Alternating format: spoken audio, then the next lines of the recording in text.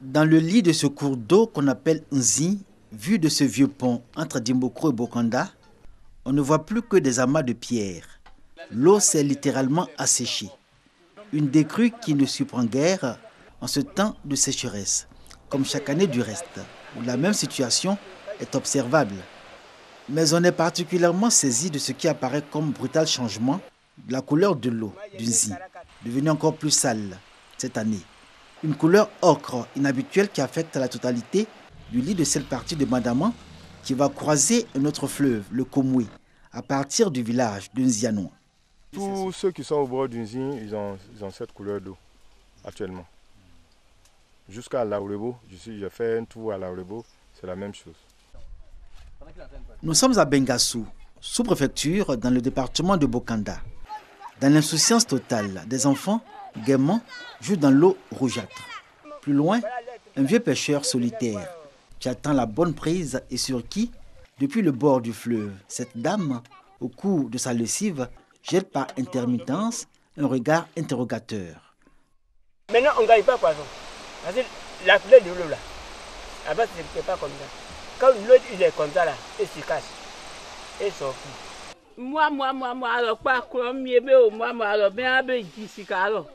Aujourd'hui, avec l'eau qu'ils sont en train d'extraire à Bokanda, cette eau est devenue imbuvable par tout le monde.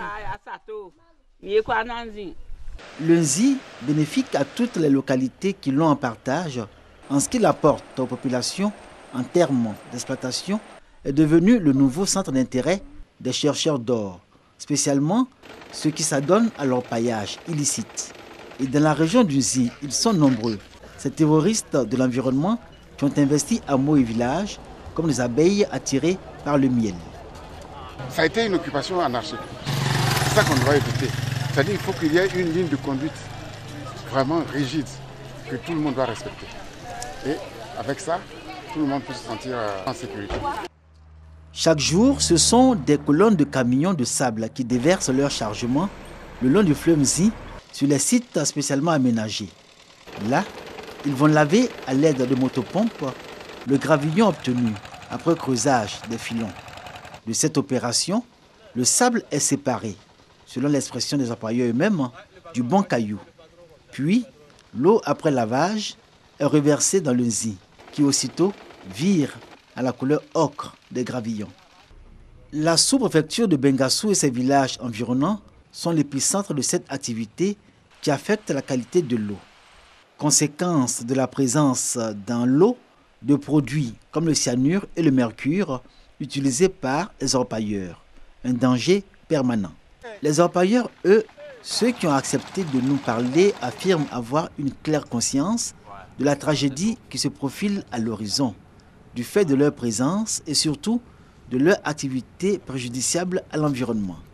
Alors, certains ont trouvé ce qui est pour eux une solution palliative. Creuser des digues pour empêcher que la boue formée par les dépôts de sable ne se jette dans le Nzi. Ce qu'on a exigé, c'est que les trous qui creusent là, c'est-à-dire qu'ils prennent l'eau du Nzi, mais ça doit être des trous distants, très loin de la rive, pour ne pas qu'il y ait un reflux. Donc c'est un peu les conditions qu'on doit leur exiger. Nous, on leur a demandé ça. Et pourtant, la réalité est tout autre. Ce sont des tonnes de boue qui sont charriées par écoulement de l'eau de lavage des gravillons. Aujourd'hui, plus qu'hier, l'on réalise toute la tragédie que peut causer la présence de ces orpailleurs. Quand je rentre dans l'eau, mon corps me démange. Ça me démange même, ça me donne des taches. Je suis parti à l'hôpital pour ça même. On m'a prescrit des ordonnances là. On dit que c'est des bêtes qui sont dans l'eau. Et puis la couleur de même fait que quand on rentre dedans, ça nous démange. Et si on ne fait pas attention, on peut perdre même la vie. Aoua, village dans la commune de Dimbokro. C'est en ce lieu que se trouve la station de traitement d'eau potable que la SODECI de Dimbokro distribue à ses abonnés. Et les populations ont vite fait de lier la couleur ocre de l'eau du Nzi à celle qu'elles consomment à partir des robinets. Entre craintes et commentaires sur la qualité de l'eau servie par la SODECI, c'est motus bouche cousue des responsables de la SODECI de Dimbokro qui disent n'avoir reçu aucune instruction de leur hiérarchie pour une éventuelle réaction sur la question. Pour autant, ils rassurent que l'eau qui coule des robinets est de qualité, comme le confirme d'ailleurs la direction régionale du NZI de l'hydraulique humaine. Pour le moment, c'est le facteur couleur qui frappe fort. Mais les autres paramètres sont toujours maintenus par rapport aux analyses que la SODECI fait tous les jours. Bon, présentement, la fréquence des entretiens a augmenté du fait de cette couleur-là. Pour le moment, ce n'est pas déplorable. En tout cas, la SODECI me rassure qu'il n'y a pas de problème majeur. Mais il est toujours bien de prendre des dispositions. Dans les villages riverains du NZI, autant que dans la ville de Dimbokro même, les populations ne se montrent pas alarmistes, mais la présence des orpailleurs illicites ajoute à leurs inquiétudes et à leurs alarmes.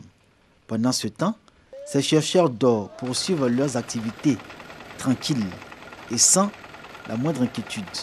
Aux abords du fleuve NZI, dont l'eau chaque jour prend la couleur ocre de la terre rocailleuse de la région de Dimbokro.